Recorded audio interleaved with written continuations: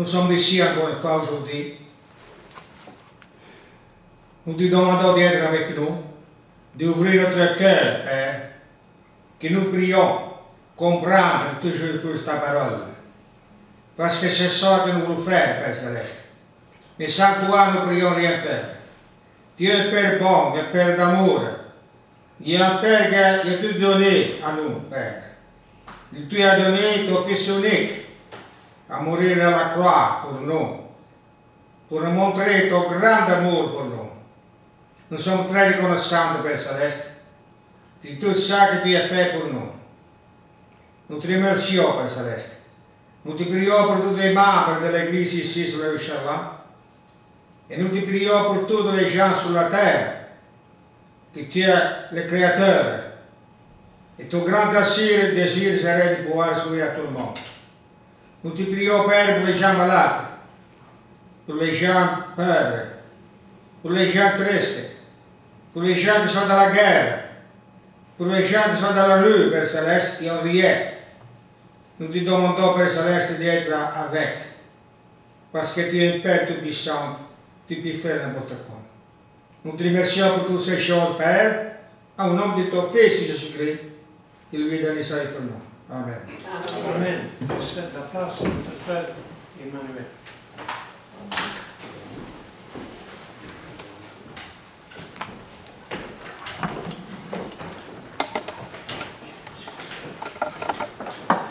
Bonjour à tous. Je m'appelle Alain Dieu, bonsoir.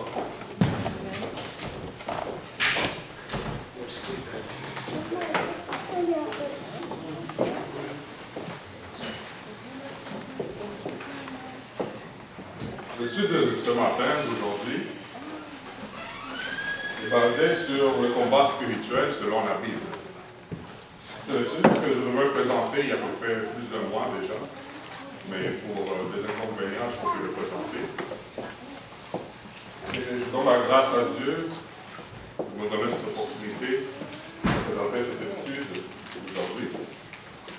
Et je remercie notre frère Frédéric pour l'opportunité de le faire aussi. Alors, l'étude s'intitule Le combat spirituel selon la Bible. Pratiquement tous les jours, dans les médias, nous voyons les horreurs de la guerre. Nous vivons dans un monde qui développe constamment des armes de guerre de plus en plus puissantes, qui sont de plus en plus terribles, qui tuent de plus en plus de monde. Et ces armes, on peut le voir mutiler des corps, tuer et détruire. Mais ces guerres ne sont pas simplement physiques. Ce qui les provoque, comme le connaissent de nombreux politiciens et médias, sont des questions profondément morales et spirituelles. Tout comme le combat physique est un grave problème à l'échelle mondiale. Alors, le combat spirituel, selon l'apôtre Paul, l'est tout autant. On peut voir ça dans Éphésiens, chapitre 6, du verset 10 au verset 20. Vous voulez lire avec moi? Éphésiens, chapitre 6.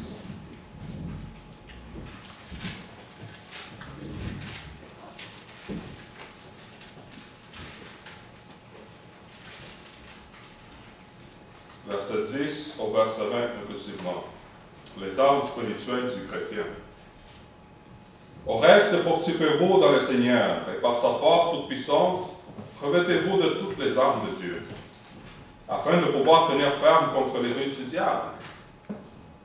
Car nous n'avons pas à lutter contre la chair et le sang, mais contre les dominations, contre les autorités, contre les princes de ce monde de ténèbres, contre les esprits méchants dans les lieux célestes. Verset 13. C'est pourquoi prenez toutes les armes de Dieu, afin de pouvoir résister dans les mauvais jours et tenir ferme après avoir été surmonté. Après avoir tout surmonté. Tenez donc ferme, ayez à vos reins la vérité pour ceinture. Revêtez la cuirasse de la justice. Mettez pour chaussure à vos pieds le zèle que donne l'évangile de paix. Prenez par-dessus tout cela le bouclier de la foi, avec lequel vous pourrez éteindre tous les traits inflammés du malin. Verset 17. Prenez aussi le casque du salut et l'épée de l'Esprit, qui est la parole de Dieu. Faites en tout temps par l'Esprit toutes sortes de prières et de supplications. Veillez à cela avec une entière persévérance et priez pour tous les saints. Priez pour moi, afin qu'il me soit donné, quand j'ouvre la bouche, de faire connaître hardiment et librement le mystère de l'Évangile, pour lequel je suis ambassadeur dans les chaînes, et que j'en parle avec assurance, comme je dois en parler. Alors cela ne se passe pas de manière invisible, mais c'est tout aussi réel. Le verset 17 est un passage clé, parce qu'on voit ici la définition du casque du salut et l'épée de l'Esprit, qui est la parole de Dieu, laquelle qui se trouve toujours à la porte de notre main, qui est la plus importante.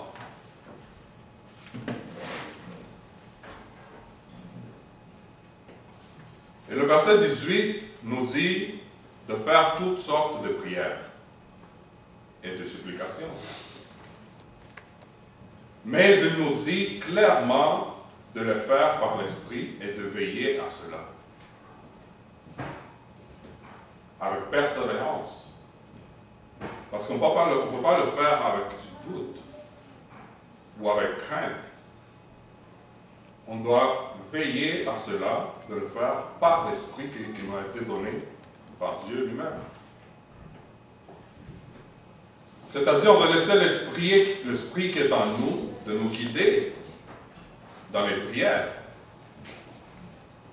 Et pourquoi? Afin que ces prières qui sont adressées à Dieu soient efficaces. Cet esprit a été mis en nous par Dieu. Le Saint-Esprit qui nous aide et qui nous guide à résister aux tentations, aux mauvais désirs qui rôdent de nos pensées. Parce que sans l'Esprit Saint dans notre vie, ici-bas sur terre, nous ne pourrions pas survivre à toutes les mauvaises choses qui nous entourent. On peut être clair sur ça. C'est une bataille constante qu'on a. Psaume 18, 39 dit « Tu me sers de force pour le combat. Tu fais plier sous moi mes adversaires. » C'est-à-dire avoir la foi et pas le doute. Quand on a la foi sur Dieu, qui pourra mener nos combats, sans doute, sans douter, il va mener nos combats contre l'adversaire.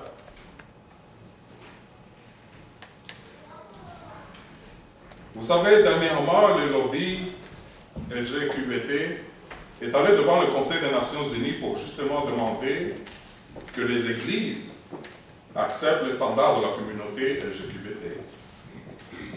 Que le gouvernement punisse les religieux et assemblées qui ne coopèrent pas avec la communauté LGBT. Ça s'est passé, je pense que c'était en juin.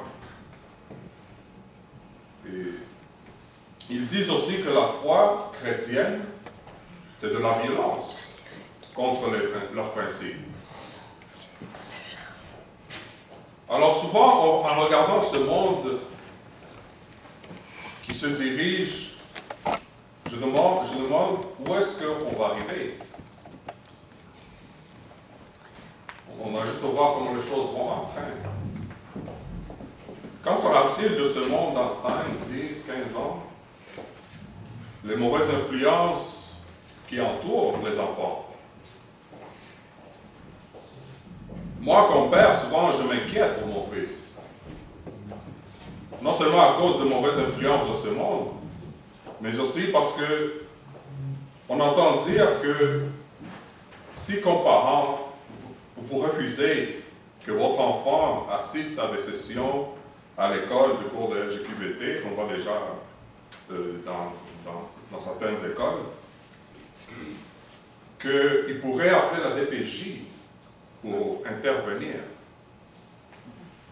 Parce qu'ils vont considérer ça comme maltraitance d'enfants, de l'enfant. Alors, comme parents et comme chrétiens, quelles sont les approches que nous devons prendre?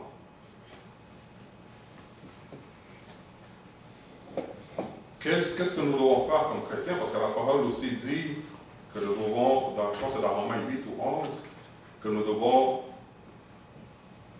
être soumis aux autorités, respecter les autorités.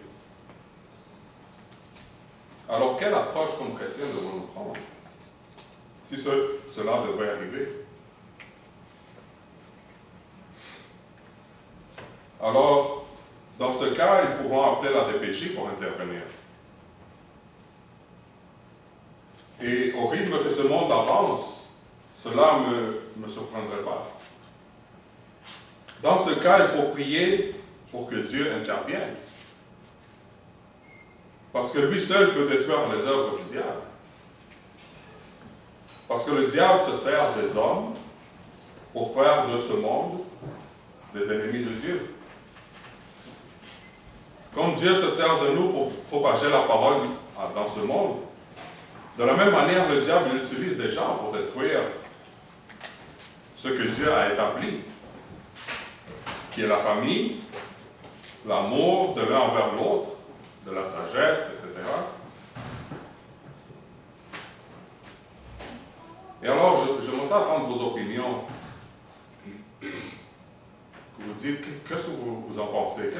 Quelle approche vous comparant de petits-enfants surtout, quelle approche vous devez prendre si cela vous devrait arriver? Alors, vous savez, tôt ou tard, chaque croyant découvre que la vie chrétienne est un champ de bataille et pas un terrain de jeu.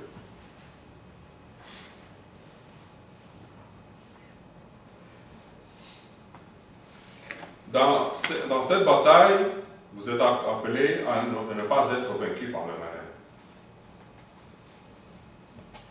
Il faut persévérer dans la prière.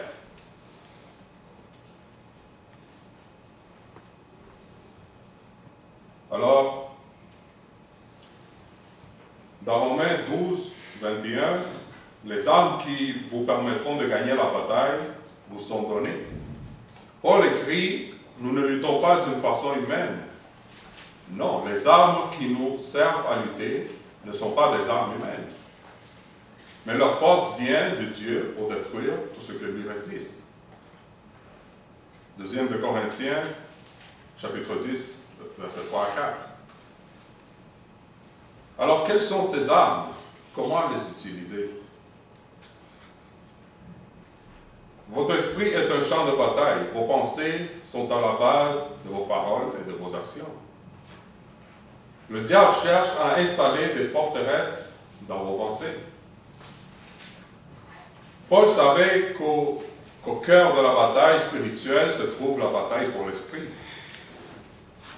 Il y a un sens dans lequel chacun de nous est impliqué dans une bataille spirituelle individuelle, dans notre propre esprit.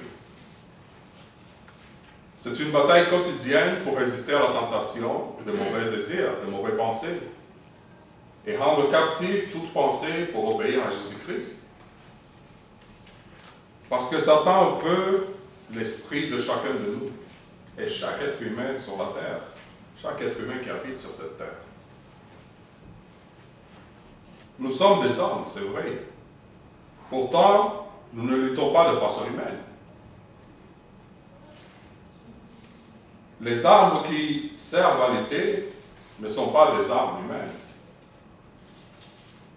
Heureux l'homme qui supporte patiemment la tentation, car après avoir été éprouvé, il recevra la couronne de vie que le Seigneur a promise à ceux qui l'aiment.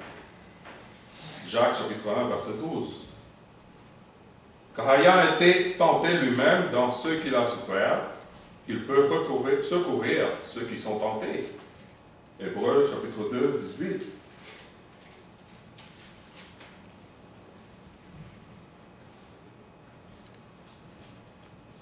Alors comment devons-nous faire face aux persécutions? Comment devons-nous nous comporter en tant que chrétiens? Des persécutions, les chrétiens en ont toujours eu. Des premiers chrétiens. Mais de nos jours, on remarque que les persécutions augmentent. On peut remarquer aussi que les temps sont en train de changer dans une direction qui va en contre les chrétiens. Satan est désespéré parce qu'il sait qu'il lui reste peu de temps. Et on remarque que le système de ce monde et ceux qui suivent ce système sont de plus en plus agressifs dans leur comportement envers nous. On est vu comme les méchants, comme les agresseurs, mais tout cela, c'est l'œuvre du diable, qui utilise des hommes et des femmes pour détruire ce que Dieu a créé, pour détruire le dessein parfait de Dieu, qui consiste de la famille, le mariage entre homme et une femme, l'adoration de Dieu, l'unique et véritable Dieu. La parole dit dans Matthieu 10, 22, « Vous serez haïs de tous à cause de mon nom. Mais celui qui persévérera jusqu'à la fin sera sauvé. » Amen.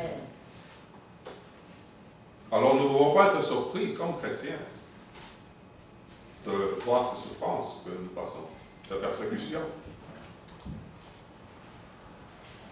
Nous nous fatiguons à travailler de nos propres mains, injuriés, nous bénissions et persécutés, nous supportons. 1 Corinthiens chapitre 4, verset 12. Je répète, nous nous fatiguons à travailler de nos propres mains. Injuriés, nous bénissons. Persécutés, nous supportons.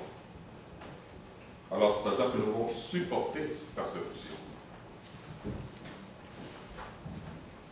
Les apôtres, eux aussi, étaient persécutés et maltraités. Mais ils ont quand même persévéré jusqu'à la fin. Et c'est à cela que nous sommes appelés à faire. Nous vivons par Jésus-Christ, pour Jésus-Christ, parce qu'il a souffert en premier pour nous. Tout à cause de son nom, nous serons haïs aussi. Mais en même temps, nous serons heureux parce que nous agissons selon les Écritures qui nous le demandent. Vous aussi, soyez patients, affermissez vos cœurs, car l'avènement du Seigneur est proche. Jacques chapitre 5, verset 8.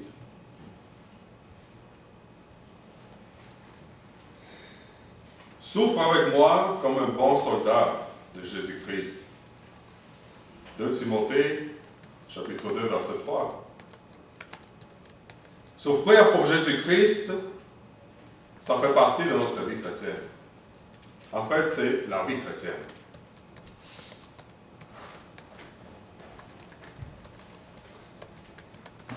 Si quelqu'un peut lire pour moi dans Apocalypse, chapitre 2, verset 10 à 11. Apocalypse, chapitre 2, verset 10 à 11. Ne fais pas ce que tu vas souffrir. Voici, le diable jettera quelques-uns de vous en prison, afin que vous soyez éprouvés, que vous aurez une tribulation de 10 jours. Sois fidèle jusqu'à la mort, et je te donnerai la couronne de vie. Que celui qui a des oreilles entende ce que l'Esprit dit aux églises. Celui qui vaincra n'aura pas à souffrir la seconde mort. Merci Marcel. Oui, merci. Ici, on peut voir comment les apôtres avaient été éprouvés et avaient passé par une tribulation de 10 jours. Mais ils ont été fidèles jusqu'à la mort pour recevoir la couronne de vie. Et c'est ce que nous faisons aujourd'hui comme chrétiens. Et la couronne de vie qui est la vie éternelle aux côtés de Jésus-Christ. Il y a des chrétiens dans d'autres pays qui sont mis à mort, qui sont mis en prison. Juste parce qu'ils adorent Jésus-Christ. Ici, nous pouvons nous considérer comme chanceux, bénis. Parce que jusqu'à date, ça n'arrive pas. Espérons Dieu que ça n'arrivera jamais. Mais il y a des pays qui souffrent, des chrétiens qui souffrent terriblement. Alors, malgré les persécutions, les calomnies, nous devons toujours demander à Dieu, au nom de Jésus, de nous donner la force nécessaire pour résister et à ne pas tomber au mauvais désir, au mauvais conduite. À ne pas se venger par nous-mêmes, parce que certaines choses dont nous pourrons faire face dans ce monde, ce sont des choses très irritantes qui pourraient nous pousser à agir de la mauvaise manière et avoir un mauvais comportement dans les yeux de Dieu. Souvent, c'est un piège que le Satan nous tend pour nous pousser à pécher. Et si on ne lui résiste pas, on va trébucher. Et cela, ce n'est pas une bonne chose. Nous le savons tous. Ce n'est pas une tâche facile parce qu'on peut faire face à cela tous les jours de nos vies.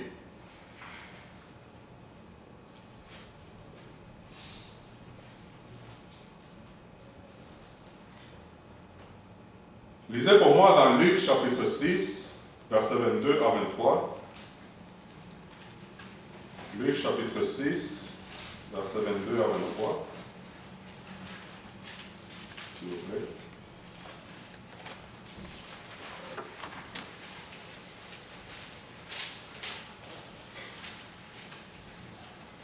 Heureux servez-vous lorsque les hommes vous détesteront, lorsqu'ils vous chasseront, vous insulteront et vous jetteront comme des êtres infâmes à cause du Fils de l'homme. Réjouissez-vous ce jour-là et sautez de joie, parce que votre récompense sera grande dans le ciel. En effet, c'est de la même manière que leurs ancêtres traitaient les prophètes. Merci, mon frère. Alors, qu'est-ce qu'il voulait dire ici dans ce passage par cela? Les apôtres étaient joyeux d'avoir été jugés dignes de subir les outrages au nom de Jésus. Les apôtres se sont réjouis dans l'allégresse, car c'est ainsi qu'ont été persécutés les prophètes qui ont été avant eux. Alors nous, comme chrétiens, on doit se réjouir, parce qu'on sait qu'on fait la bonne chose. Mais pas seulement se réjouir, on doit aussi persévérer toujours dans sa parole. Parce qu'il y aura des choses pires à venir. Alors on doit être toujours prêt mentalement, mais aussi, le plus important, spirituellement.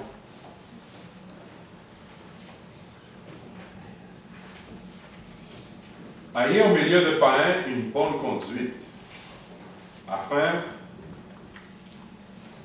que la même où ils vous calomnient, comme si vous étiez des malfaiteurs, ils remarquent vos bonnes œuvres et glorifient Dieu au jour où il les visitera. 1 de Pierre, chapitre 2, verset 12. Les apôtres devaient avoir une bonne conduite devant les païens. Tout comme aujourd'hui, nous, chrétiens, devons avoir une bonne conduite devant les non-croyants. Parce que nous sommes la lumière de ce monde. Et cela doit refléter dans notre comportement. Nous sommes le sel de ce monde. Mais moi, je vous dis, aimez vos ennemis, bénissez ceux qui vous maudissent, faites du bien à ceux qui vous haïssent, et priez pour que ceux qui vous maltraitent et qui vous persécutent. Matthieu 5, verset 44. Et ça, c'est une des choses que les personnes qui sont encore dans ce monde ont la difficulté à accepter, à comprendre. C'est pour ça qu'il y en a plusieurs qui ne viennent pas à Dieu, qui ne font pas le premier pas pour venir à Jésus-Christ.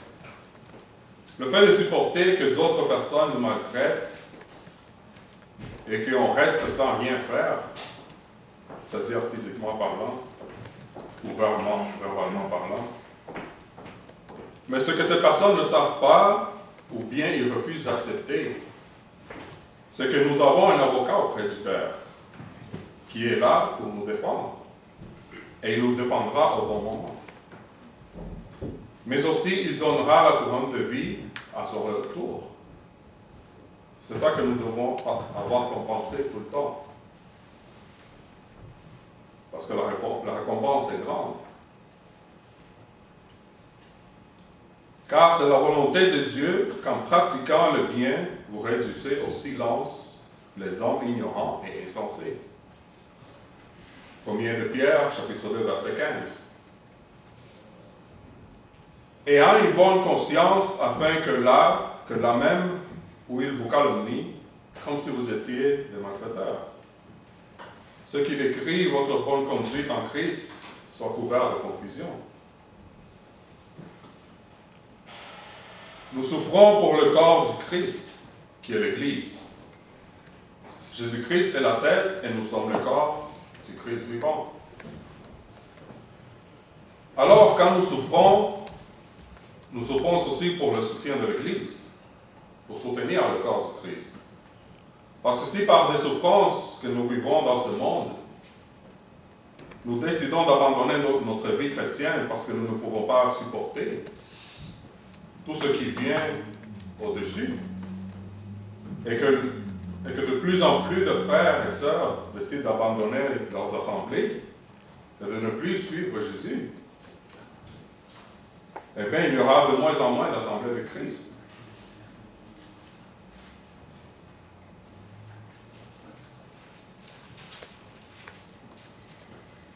Mais bien-aimés, ne soyez pas surpris comme d'une chose étrange qui vous arrive, de la fournaise qui est au milieu de vous pour vous éprouver. 1 de Pierre, chapitre 4, verset 12. Les épreuves, les tentations et les persécutions sont trois choses distinctes. Et il ne faut pas les confondre. Les épreuves viennent de Dieu pour tester notre foi envers lui, comme il l'a fait avec Abraham. Dans le livre de Genèse 22, je pense que vous connaissez tous l'histoire. Et les tentations viennent du diable. Il influence les gens à travers les pensées pour qu'ils fassent des choses qui ne sont pas agréables à Dieu. Mais aussi, il utilise des gens pour influencer d'autres personnes. Et ça peut être n'importe qui. Et ce que moi je remarque aussi, surtout dernièrement, c'est qu'il y a des présidents, des premiers ministres et d'autres personnes haut placées qui sont utilisées pour influencer le reste du monde. On peut le remarquer quand des dirigeants font la promotion de la sexualisation des enfants dans la communauté LGBT. Ça, c'est des choses diaboliques. Et tout ça, c'est l'œuvre de Satan.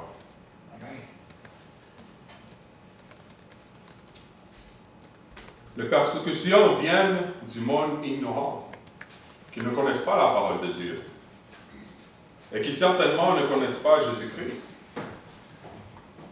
Les persécutions sont aussi une conséquence du modèle du système de ce monde, la manière que ce monde opère. Un système implanté par le malin pour détruire tout ce que Dieu appelle bon.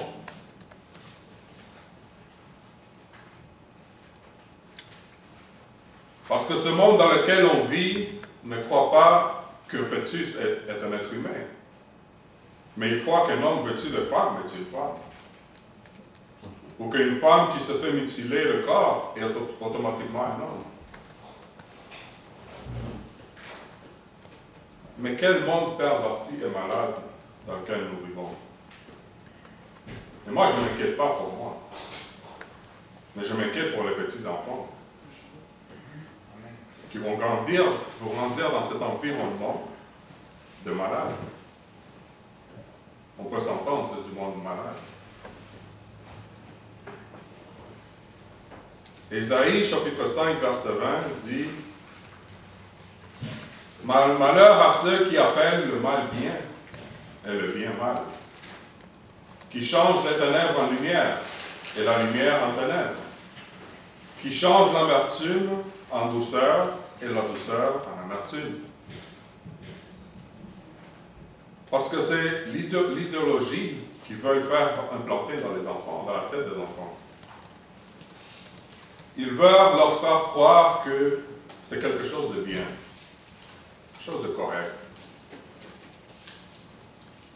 Et si quelqu'un leur dit autrement, mais cette personne-là, elle est méchante, pas une bonne personne.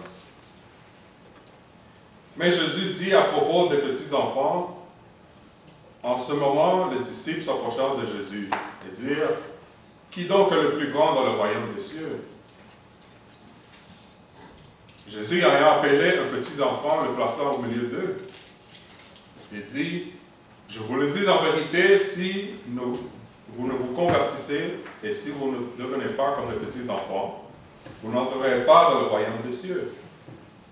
C'est pourquoi quiconque se rendra humble comme ce petit enfant sera le plus grand dans le royaume des cieux. Et quiconque reçoit en mon nom un petit enfant comme celui-ci, me reçoit moi-même. Mais si quelqu'un scandalisé, un de ces petits enfants qui croit en moi, il vaudrait mieux pour lui qu'on suspendît à son cou une meule de moulin et qu'on le jetât au fond de la mer, c'est-à-dire le faire pécher.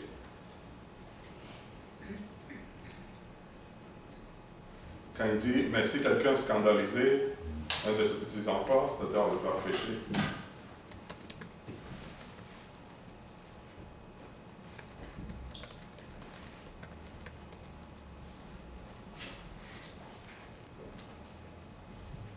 La raison pour laquelle nous menons une guerre spirituelle, c'est parce que nous ne pouvons pas nous venger par nous-mêmes. C'est pour ça que c'est une guerre spirituelle, mais pas physique. Nous devons laisser Dieu agir, car Dieu lui-même a dit, « À moi la vengeance et la rétribution. » Et ce n'est pas quelque chose de facile. On peut s'entendre sur cela. Surtout quand ils veulent s'en prendre aux petits-enfants. Pour cette raison, nous devons rester vigilants et prier sans cesse. Pour que Dieu éloigne de nos enfants ces mauvaises influences diaboliques. Parce que comme chrétien, la prière, c'est l'arme la plus puissante qu'on a. C'est notre seul contact avec Dieu. Et comme je disais tantôt, il faut prier sans doute. Sans douter qu'il va agir pour le bien envers nous. Et pour conclure cette étude, je veux juste réitérer que le combat spirituel est un combat qui est constant. On peut avoir des hauts et des bas. Et ce n'est pas un combat facile. On fait face à toutes sortes de tentations, de persécutions, mais on doit toujours tenir en compte que Dieu est là pour nous. La parole dit bien que Dieu ne permettra pas que vous soyez tentés au-delà de vos forces.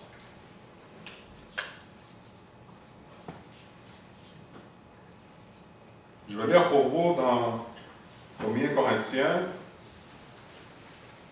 chapitre 10, verset 13.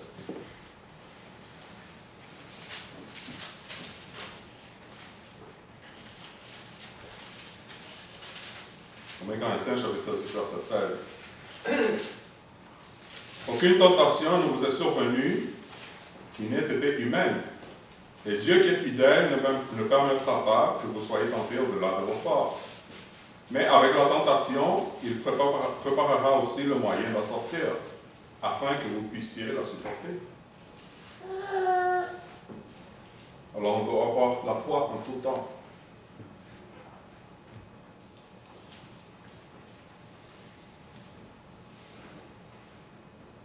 Une des choses qui peut nous aider dans le combat spirituel est bien sûr de rester fidèle à Jésus-Christ. En tout temps. Parce que si, à un moment donné, on était infidèle, et qu'on demande des choses à Dieu, qu'il nous aide, etc., on ne doit pas se surprendre qu'il ne nous aide pas dans ce moment. Parce que si vous êtes infidèle à Jésus-Christ, c'est parce que vous ne l'aimez pas.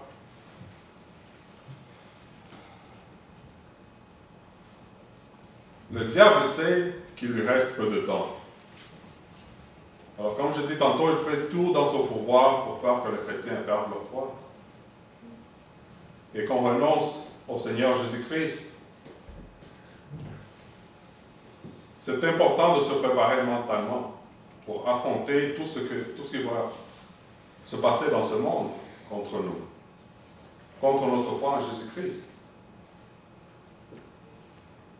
Les temps sont mauvais et on peut le voir, mais il y aura des choses pires à venir. Et je ne me reconnais pas être un prophète non plus, mais il suffit d'ouvrir les yeux et voir dans quelle direction ce monde va. On peut conclure que dans les prochaines années, ça sera encore beaucoup plus pire. Et je ne sais pas jusqu'à où Dieu permettra la débauche dans ce monde. Mais une chose est certaine, c'est que le retour de Jésus-Christ est très proche. Amen. Et avec plus forte raison, nous devons persévérer et rester fermes. Persévérer dans la prière. Partager cette parole de vie.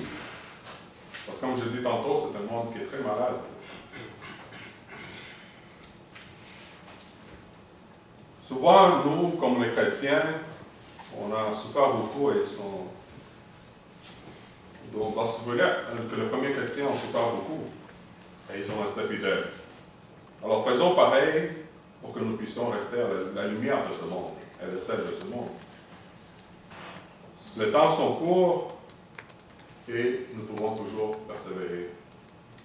Je passe à des questions, des commentaires, des passages. Oui, commentaire, avec tout ce que vous dites, je vois ça tous les jours dans le monde. Puis il suffit d'ouvrir grand les yeux et les oreilles pour voir comment le diable est désespéré. Oui. Parce qu'on voit dans ce système comment la dépravation de l'homme adulte, ils se sont corrompus de plus en plus, ils ont amené ça chez les jeunes, et maintenant ils veulent attaquer les enfants. On dirait que c'est qu'est-ce qui suit dans leur agenda. Oui. Cette semaine qui vient de passer, j'écoutais dans la radio comment ils étaient en train de débattre que les parents doivent accepter les enfants qui veulent changer de sexe. Et comment ils veulent les motiver à faire cela. Et ce qui suit après cela, et on est dans le débat, c'est que les adultes et parents vont devoir accepter les choix des enfants s'ils veulent avoir des relations sexuelles avec un adulte. Donc ça, c'est toutes des choses qui sont dans l'agenda du diable. Oui. On voit comment de plus en plus on se ressemble à Sodome et Gomorrhe. Oui, justement. Toute la dépravation de l'homme au maximum, là, ils veulent l'amener. Donc, ce qu'ils ont fait avec les adultes et les jeunes, ils veulent l'amener chez les enfants. Puis on voit comment les diables, pas seulement dans ce sujet-là des gens, comment dire, l'idéologie des gens, que le diable agit, mais il agit aussi dans la mode, la musique, dans toutes les choses du monde. On voit comment on va de plus en plus vers une dépravation, une débauche au maximum. Oui. La musique, c'est de plus en plus perverse. Ah, oui. Dans la mode, les femmes sont de plus en plus nues dans la rue. Ça fait pas longtemps que les femmes ont commencé à s'habiller avec une mode avec les fesses en l'air. Maintenant, les femmes se promènent dans la rue sans soutien-gorge, avec des chandails qu'on voit quasiment à travers. On voit la séparation du diable. Puis, ça fait quelques années, on écoutait le président Poutine dire un discours où il disait « laissez les enfants tranquilles ». Je ne comprenais pas trop pourquoi il disait ça, mais maintenant on voit que ils vont s'attaquer vers les enfants. Oui, Ils vont vraiment amener les enfants à à cette dépravation que les adultes ont. Oui. Vous pouvez parler. Merci, Laurent. Moi, je dirais quelque chose aussi. Moi, je dirais que c'est normal comme parents, on s'inquiète. C'est normal. Toutes les générations avant nous se sont inquiétées pour leurs enfants. Moi, si j'entends mon père parler de mon grand-père, ou j'entends ma grand-mère parler de ses parents, ils disaient toujours, ah mais cette génération c'est jeune, cette génération-là. Ils ont toujours vu que la génération qui suivait était toujours pire que la génération qui précédait. Oui. Et ça, depuis que le monde est monde, ça a toujours été le cas. Okay? Donc pour nous, c'est normal qu'on s'inquiète, c'est normal aussi qu'on voit des phénomènes, qu'on voit des changements aussi qui arrivent dans la société, que ça nous bouleverse aussi. Donc moi je dis, comme chrétien, c'est de pas de céder à la panique, okay? de rester la tête opposée. Depuis des siècles, depuis des millénaires, ça s'est toujours fait, ça se produira toujours. Nos enfants aussi vont s'inquiéter pour leurs enfants. Mais moi, quand mes parents s'inquiétaient pour moi, mais finalement, moi je regarde, je ne suis pas si mal sorti que ça. Okay? Beaucoup d'entre nous, on n'est pas si mal sorti que ça, on est d'accord. Donc, c'est de réussir avec la tête ferme de savoir qu'on a la parole de Dieu avec nous. Et c'est d'être sur nos enfants, de guider nos enfants, et comme parents aussi, dans le monde que nous devons être des modèles pour nos enfants. Ce n'est pas en parole seulement, mais en action. Parce que nos enfants vont reproduire ce qu'on fait. On est d'accord? Donc, même si des fois ils vont s'écarter, ils vont vouloir aller voir qu'est-ce qu'il y a un petit peu à l'extérieur, mais si on avait été le bon modèle pour eux, on leur avait donné une base solide dans la parole de Dieu, ils vont revenir dans le droit chemin. Donc c'est pour ça que, comme chrétien, je ne veux pas qu'on cède à la panique non plus. Mais aussi, si on regarde aussi la tendance du monde aussi, c'est que l'être humain a toujours été perverti. Le péché, ça n'existe pas aujourd'hui, on s'entend. Sodome et Gomorrhe, c'est un exemple, où est-ce que Dieu avec le déluge aussi, à un moment dans l'histoire, on sait que l'homme est tombé dans la dérive. Oui. Et ce qu'on voit ici, comme Exerce a dit, il n'y a rien de nouveau sous le soleil. L'être humain de tous les temps, de toutes les époques, a toujours été un être humain avec des tendances qui sont fortes. Maintenant, qu'est-ce qui est différent maintenant, comparativement à ces temps-là, c'est que maintenant on essaie de normaliser les comportements. Maintenant, on vient légiférer avec des lois. On vient rendre acceptable certaines choses qui se faisaient dans l'anonymat des fois, ce que les gens faisaient underground. Maintenant, on les met à la lumière, on exagère, et que l'agenda ici, c'est plus ici maintenant d'entrer dans la tête de nos enfants un petit peu pour normaliser certains comportements. Cet agenda sera toujours là parce qu'on va voir que ce mouvement a commencé depuis qu'on a commencé à parler de la séparation de l'État et de l'Église, la laïcisation. Ça a commencé par là. Puis après ça, on a commencé à démoniser l'Église, montrer que l'Église c'est ci, montrer que l'Église c'est ça. L'Église qui était le vecteur moral de la société, oui aussi a fait des erreurs aussi, parce que l'Église aussi a participé à des croisades. Il y a eu beaucoup d'abus aussi, les prêtres catholiques aussi, l'histoire de pédophilie, etc. On s'entend. Bon, bref, on va prendre des cas isolés comme ça pour démoniser un petit peu l'institution de l'Église. Mais le problème qu'il y a, c'est que quand l'Église, qui était le vecteur de la moralité dans une société, rentre dans ce jeu-là aussi maintenant, on voit les églises épiscopales, qui acceptent des prêtres qui sont liés, etc. C'est un petit peu difficile pour la communauté chrétienne maintenant de s'imposer quand elle est elle-même divisée. Parce que là maintenant on est dans une forme de clientélisme, on se dit ah mais ça c'est une population qu'on ne peut pas perdre, maintenant on commence à attirer les gens. Maintenant de plus en plus de pasteurs des églises vont célébrer des mariages. C'est là que le combat se fait, c'est que la nature a horreur du vide.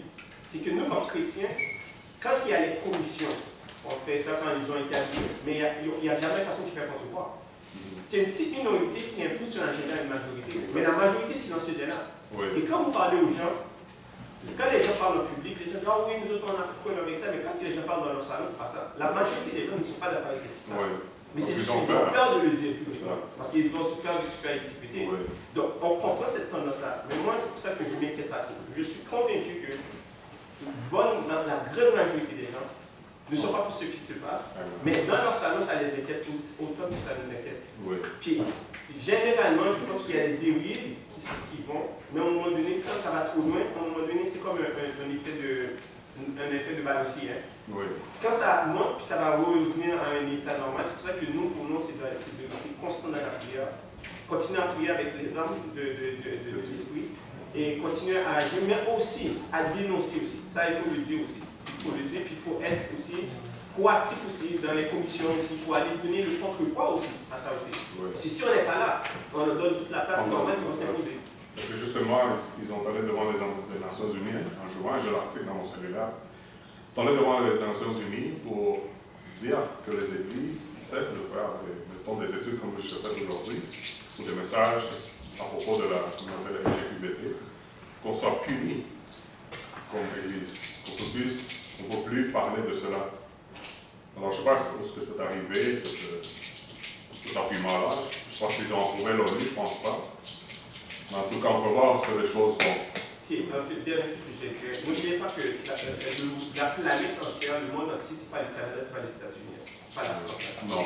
Okay? Donc, la majorité des gens dans le monde, en Afrique, si on regarde les populations, ils sont pas pour ces Non, pas du tout. On regarde le Moyen-Orient, on regarde tous ces pays-là. Donc ça veut dire que quand même, ça reste quand même des pays, on va dire, c'est des concepts qui sont un petit peu plus occidentalisés. Oui. Et heureusement, ok, ils ne sont pas si nombreux que ça pour bâtir une mauvaise population. Ça veut dire que quand même, je pense qu'il y a encore de l'espoir. Moi, je préfère être quelqu'un d'optimiste. Mais c'est juste que quand on vit dans ces sociétés-là, où est-ce qu'il y a comme une sorte de... c'est fait avec une certaine pression, pour exercer une certaine pression, pour changer les comportements. Je pense que c'est là qu'on a besoin de prier, qu'on a besoin de rester concentrés, puis concentrer-nous sur nos enfants, donner leur les bonnes valeurs, puis en espérant qu'ils vont pouvoir avoir des outils. C'est leur donner les outils pour qu'ils puissent faire face à ce qui se passe à l'extérieur. Oui. Mais c'est de ne pas céder à la panique parce que comme chrétien, on ne doit pas paniquer. On doit rester ferme dans la prière et dans la conviction. Merci, Martin. Pose à quelqu'un d'autre? Déjà Moïse. S'il n'y a personne, on va finir avec une prière. Prions. Dans nos Père Céleste, nous te remercions, Père, pour ce moment que nous avons ici. Dans ce premier jour de la semaine, nous venons pour t'adorer en vérité. Merci, Père, pour nous donner l'opportunité de partager ta parole, d'étudier ta parole. Et que tu nous aides à bien la comprendre, Père, pour que nous puissions la partager dans le monde, Père, avec ceux qui n'ont pas encore entendu ta parole. Ceux qui sont éloignés de toi, qui ont le cœur endurci. Nous te prions, Père, que tu nous aides à rester fermes dans la prière, à persévérer dans ta parole et à bien éduquer nos enfants, Père, pour qu'ils ne soient pas influencés par le malin dans ce monde, Père, comme nous voyons partout. Nous te prions que tu nous donnes la force, que tu nous donnes la sagesse et que tu nous aides, Père, à nous enseigner les bonnes valeurs. Nous te remercions, Père, pour ce moment. Nous demandons que tu bénisses chaque frère et sœur ici présent et ceux-là qui nous suivent à travers les réseaux sociaux aussi, et chaque chrétien autour du monde. Nous te remercions, nous te prions pour tout cela, selon ton Fils Jésus-Christ qui a donné sa vie pour nous. Amen. Amen. Amen.